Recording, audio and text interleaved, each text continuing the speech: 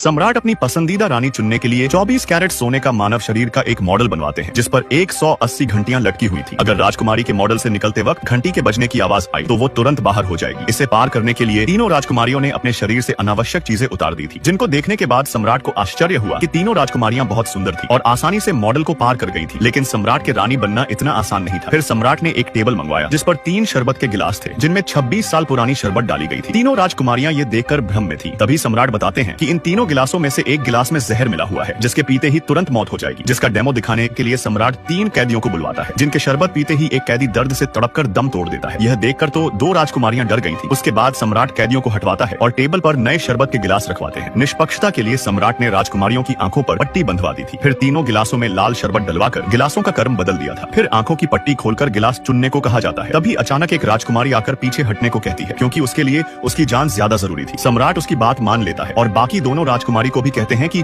अगर वो भी हटना चाहती है तो वो जा सकती है। लेकिन दोनों राजकुमारियां समझदार थी, क्योंकि अब पीछे हटना रानी का पद छोड़ना था, इसलिए वो जारी रखने का फैसला करती है। मिस्र की राजकुमारी ने बिना हिचके एक गिलास उठाकर पी लिया था और वो बिल्कुल ठीक थी। काहिरा की राजकुमारी घबराई हुई थी, क्योंकि 2 गिलासों में से एक में जहर था। वो लंबे समय तक सोचने के बाद एक गिलास उठा लेती है, लेकिन जैसे ही वो गिलास को मुंह के पास लाई तो उसने भी हार मान ली थी। तभी अचानक मिस्र की राजकुमारी दूसरा गिलास उठाकर सबके सामने उसे भी पी जाती है, जिसे देख सब सोचने लगे थे कि वो पागल हो गई है। लेकिन तभी उसने तीसरा गिलास भी एक सांस में पी लिया था। अजीब बात यह थी कि मिस्र की राजकुमारी बिल्कुल ठीक थी। दरअसल सम्राट ने शरबत में कुछ नहीं मिलाया था। यह सब एक साहसी रानी बनने की परीक्षा थी, जिसमें मिस्र की राजकुमारी पास हो जाती है और अंत में अपनी सुंदरता और साहस से रानी बनने का पद जीत लेती है।